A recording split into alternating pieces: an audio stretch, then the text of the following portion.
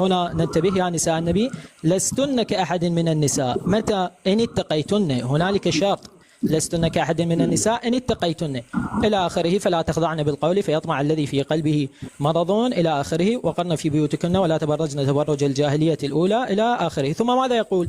يأتي إلى الآية والتي هي محل شاهد: إنما يريد الله ليذهب عنكم الرجس أهل البيت ويطهركم تطهيرا.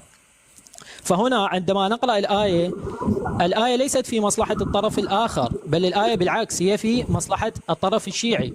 لأننا ماذا نقول؟ نقول إن الله سبحانه وتعالى قال: إنما يريد الله ليذهب عنكم الرجس أهل البيت ويطهركم تطهيرا.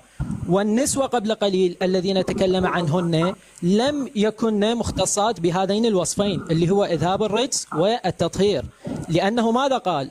قال لهن بأوامر ونواهي وشدد عليهن، والذي يوجه له هذه الأوامر ويشدد عليه هذا التجديد بالطبع لا يدخل في هذا المقطع الأخير من الآية، وهو إنما يريد الله ليذهب عنكم الرجس أهل البيت ويطهركم تطهيرا.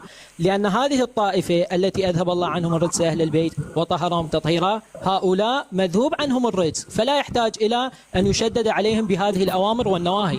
فالنساء أصلا غير داخلات في الآية حتى يخرجن ونبحث عن خروج النساء أو دخولهن في هذه الآية. هم متى دخلنا حتى يخرج؟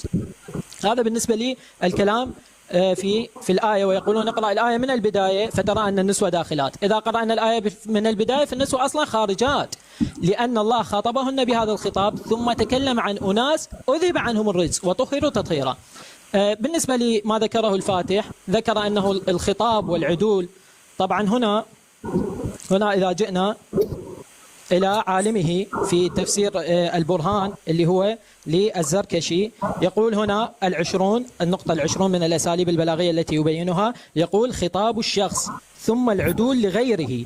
هذا هو الذي نتكلم عنه، أنه تأتي الآية ويحصل فيها التفات وتغيير للخطاب، كما في آية التطهير كان يتكلم في البداية عن النسوة ثم عدل عن